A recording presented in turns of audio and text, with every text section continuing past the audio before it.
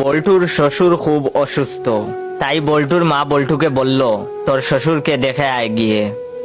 বল্টু বলল, আমি ওনাকে গিয়ে কি বলবো মা? তখন তার মা বললেন, বলবি আব্বা কেমন আছেন, যদি বলে ভালো আছি, বলবি আমিও তাই আশা করি। তারপর জিজ্ঞাসা করবি কোন ডাক্তার দেখাইছিলেন, যে ডাক্তারের নাম বলবে তুই বলবি উনি তো খুব ভালো ডাক্তার ছিল।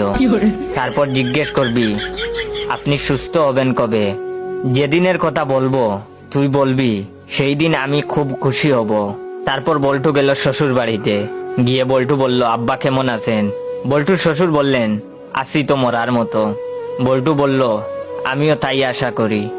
তারপর বল্টু বলল, কোন ডাক্তার দেখাইছিলেন? বল্টুর শ্বশুর বললেন, আজরাইল। তখন বল্টু বলল, উনি তো খুব ভালো ডাক্তার, আব্বা আপনি কবে সুস্থ হবেন? বল্টুর শ্বশুর বললেন, দেহ থেকে যেদিন প্রাণটা বেরিয়ে যাবে সেই দিন। এখন বল্টু যা বলল তা শুনে তো বল্টুর শ্বশুর বেহুশ। বল্টু তার শ্বশুরকে বলল, আব্বা সেই দিন আমি খুব খুশি হব।